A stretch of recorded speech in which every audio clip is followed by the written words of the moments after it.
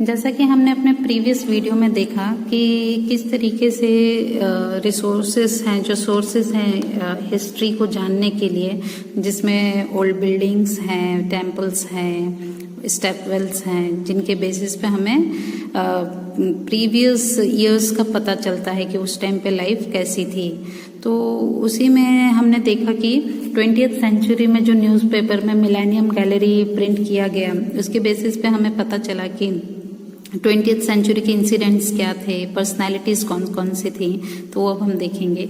You are aware of the incident and personalities of the 20th century from article and photographs. तो 20th century की जो millennium gallery print हुई, उसके basis पे हमें पता चला कि उस टाइम पर कैसे इंसिडेंट्स हुए थे, कौन कौन सी पर्सनालिटीज थी। आर्टिकल्स के थ्रू, फोटोग्राफ्स के थ्रू हमें ये पता चला। तो अवेयर मतलब हमने पहले देखा था जानकार। Since our history is very ancient we are always eager to know what people were eating and wearing in, how they lived and in what type of houses and the activities that were a part of their daily life. तो हाँ, जैसे कि हमें पता है कि हमारा इतिहास जो है बहुत ही प्राचीन इतिहास है, बहुत ही पुराना है।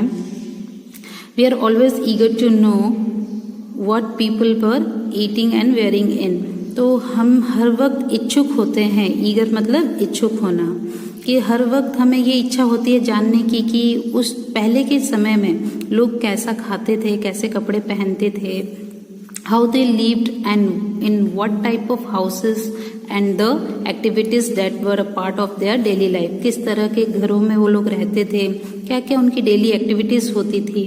Let us gather correct information from reliable sources. तो अब जो हम जानकारी इकट्ठा करेंगे, वो जो सोर्सेस के बेसिस पे हम करेंगे, वो एकदम भरोसेमंद होंगे। रिलायबल सोर्सेस के बेस पर हम आगे जानकारी देखेंगे कि इतिहास कैसा था और उस समय क्या था होता था। तो पहला टॉपिक जो है हमारा ताड़पात्र एंड भोजपात्र।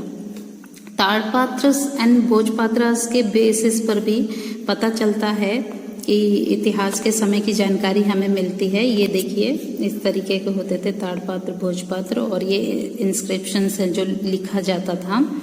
तो पहला है ताड़पात्र। We can know about the past through various sources. जैसे कि हमने पास्ट की जानकारी अलग अलग सोर्सेस से देखी। हमने ये देखा था पहले कि ये सारे सोर्सेस थे, स्टैम्प, शील, आइडल, यूटेंसिल्स, बिल्डिंग्स, फोर्ट। तो इनके बेसिस पे पता चला था हमें। उसी तरीके से the tadpatra and bhojpatras manuscript written mostly in Pandu script are some of them. तो जो ये ताड़पात्र और भोजपात्र है, ये एक मैन्युस्क्रिप्ट है जो पांडु स्क्रिप्ट में ज्यादातर लिखा जाता था।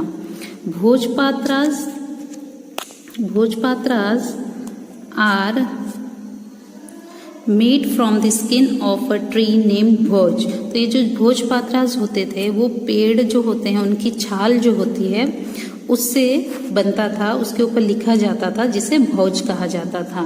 ये देख रहे होंगे आप। Although most of the Pandu scripts have been destroyed by insects, some are still preserved in temples, vihars, libraries and government museums.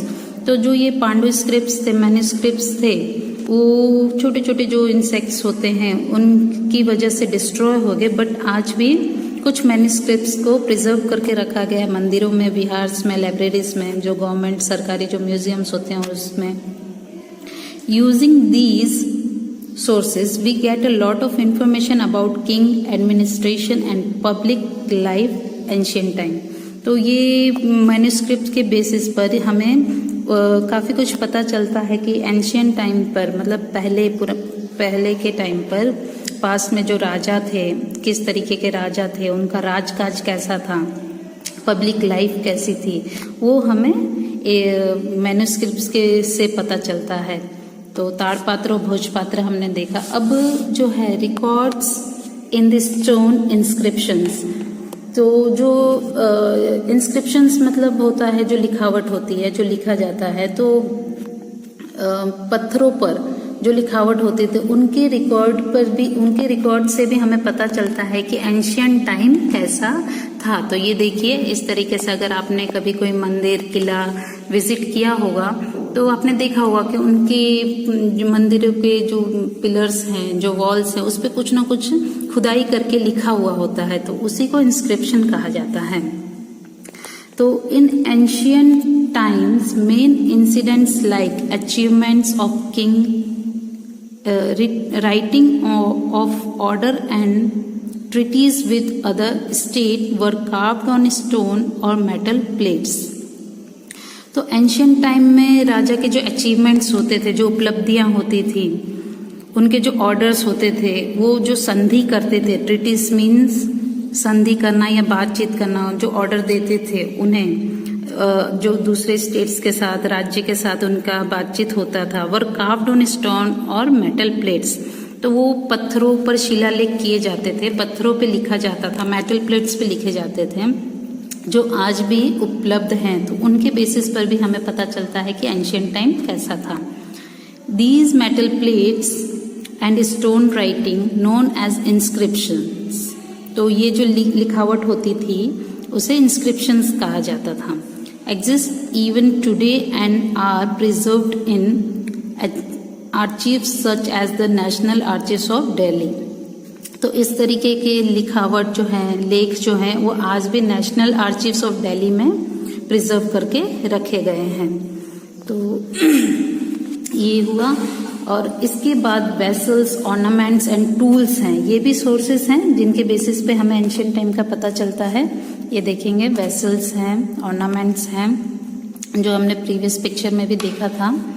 तो इसके आगे का देखा जाएगा, इनके बेसिस पर भी हमें पता चलता है।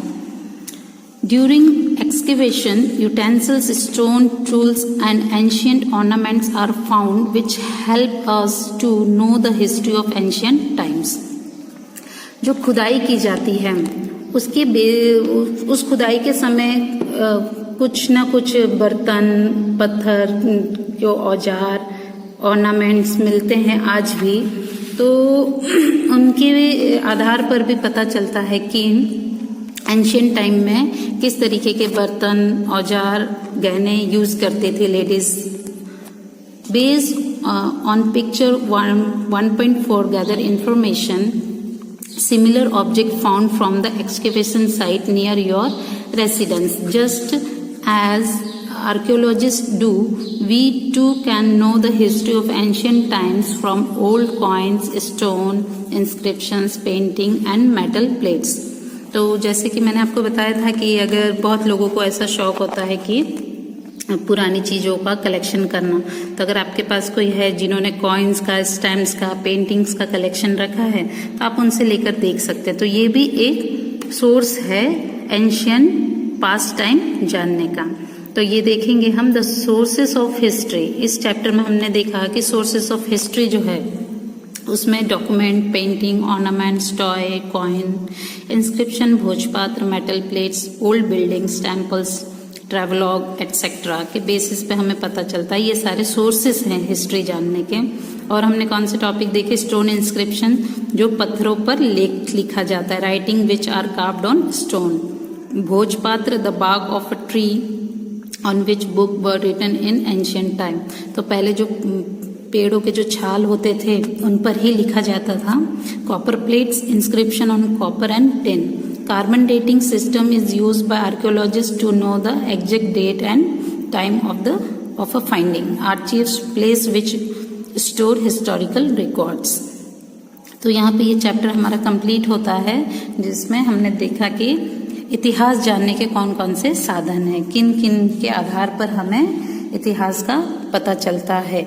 We now know that there are various sources from which we can get authentic historical information. Let us collect the sources from which we can gather the history of our town, city और village. तो ये एक तरीके की activity है कि कुछ ऐसे सोर्सेस तो हमें पता चले कि किन कुछ सोर्सेस पर हम प्रीवियस लाइफ का, एंशिएंट टाइम का पता कर सकते हैं। तो ऐसे कुछ सोर्सेस को आपको भी कलेक्ट करना है, अगर पॉसिबल है तो कलेक्ट करके आप लोग भी एक एक्टिविटी कर सकते हैं।